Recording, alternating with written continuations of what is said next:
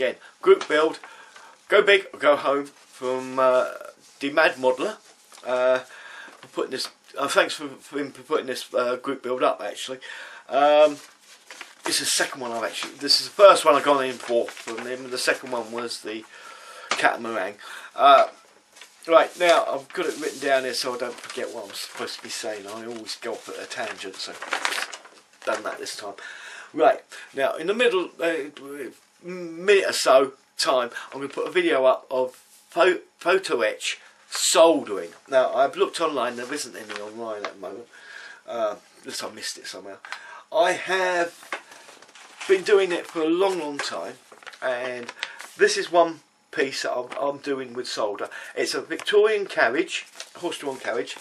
It's to go on to the railway cart, which I've got here.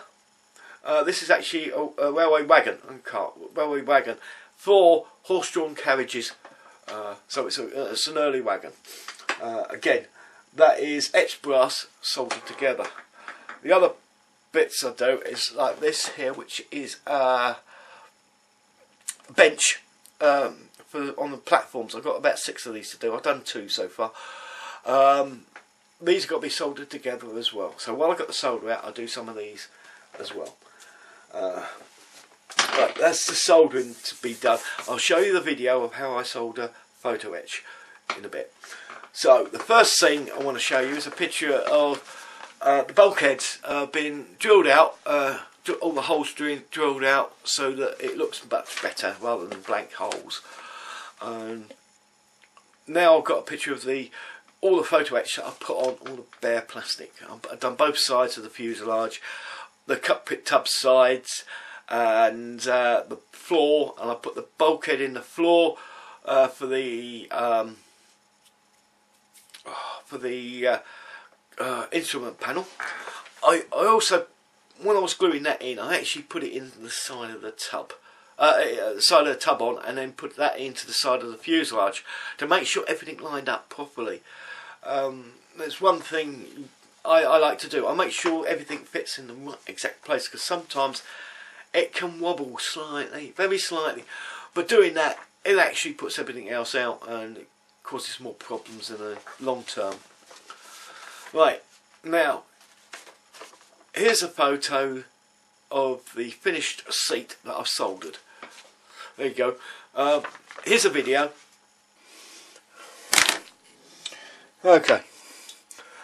Here's something I do that I haven't shown you before, but I use this, which is liquid solder. Well, it's not quite liquid, it's a bit of a paste. And I use it on I use it on etched brass. But since I've been using photo etch as well, like this seat, now I've got to tap this into place. So what I need to do is I'm going to put a little dab of solder paste on a toothpick and just pop it in there. Can't get that one on there. Let's get a sharp one and dab it in there. It's just a small amount in there. Spread it around a bit on the joint. For convenience sake, I'm just doing the lighter. Just heat the part up. I've got them holding with the pair of pliers. Doesn't take much, and there we have it. That's soldered. Now, much stronger than super glue, but there you go. Hang on, let me just put a light on this here. There we go. Nice soldered joint along there, and when you've done the whole side, it should look like that. That's very easily cleaned up now with a sanding stick. Oh, what's that on there? Just need a little polish around the side, just to make sure you haven't got any lumps on there, so when you spray it you've got a nice finish. And that there is all you need to do. Okay, so there it is, polished and finished, ready to receive the outside wrap, which we can put on with super glue, which is this one here. We can put this on with super glue or whitewood glue, whatever here. But the main part of the body is actually soldered, so you've got a nice strong joint there. So that's my tip for tonight. There you go. That's the video, and here's a picture of the finished article with the well, I say finished, it's almost finished. I put the side wraps on it here, and I've just got a few little extra pieces of photo etch to go on there, a couple of bits of plastic rod and that sort of thing. And they'll be ready for priming then, and I use this for priming, this car primer. I've had to use red again because the shop ran out of white. Never buy enough in that shop, never. Since they changed ownership, they don't buy half the stuff they should. Anyway, here's a photo of it already being primed up. Now, this gives it a nice even coat over everything. There's a bit of clear plastic in there as well. I only used a clear plastic piece because that's the size I needed for that particular piece of photo etch. The compass goes on top of that, so there's a coloured piece of photo etch to go on top of that. There's a compass, and I used the clear part because it was the right size. I didn't have to go out and buy one or try and carve one up. Makes it much easier. But the primer goes over everything. It's a nice even coat. Any photo etch that doesn't really stick, the primer also sticks that down, and of course more coats of paint you put on top of that sticks it down even further, so it's well attached to the fuselage. I've seen some people try and put it on, they've done all the interior colour and they put the photo etch on, and then they've had to try and paint around it, you see. So really a lot of it's interior green anyway, so you might as well put it on first and then spray over the whole lot in one go, and then pick out any colours you need to do, and if you need to put black boxes in there or something like that, you can paint over them afterwards. But it's got a good base and it's locked down to the side of the plastic.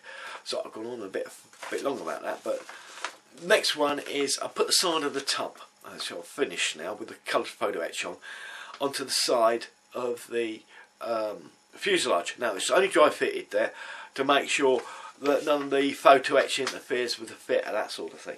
It also gives me a chance to give a wash of ink over the top of this, over the whole thing, and leave it to stand there for a little while it dries. I actually used a piece of white tack on the back of the tub side to hold it in place, and stood it up on the side and let the wash sink down onto the lower edge to make a shadowy, dirty part of the fuselage, the cockpit. Next one is, again, I've now put the bottom part on with the instrument panel, as you can see I put the photo etch on there, into place to make sure it was still all alignment, nothing had moved or anything. And I glued the side to the base and tacked it into the side, so I knew it was all square and it's in the right place. Next piece I've done is the chair.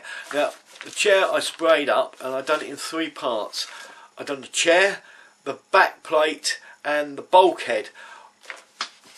After putting the photo etch on all these parts, instead of putting them all together and then try and spray around all the bits and pieces, I left them separate. It's easier to get around and fill everything in with the correct colour spray. Also make sure you do the back of the bulkheads as well. Sometimes, because the paint is sometimes a bit translucent, if you put the paint on the back as well, it makes the colour a bit more solid. It's easier to see the colour itself coming through instead of a paler version of itself. Last thing is I finished the tub and I glued it to the side of the fuselage. And that's where I got to last week. Anyway, it's almost coming together now. I've got some more photo etch to go on the undercarriage. The wheel wells have got to be done, and there's something else, I can't remember what it is now. Oh, the cockpit canopy, that's got to have a load of photo etch on it.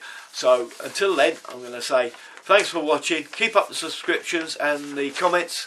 Thank you very much. I just want to say thank you all very much for all the comments on Company's video, all the condolence comments. Thank you very much. There's over 40 of them now. and I'll have to say goodbye for now. I can't say goodbye from the company, but goodbye from the Spitfire. There you are. And me. See you also. Bye for now.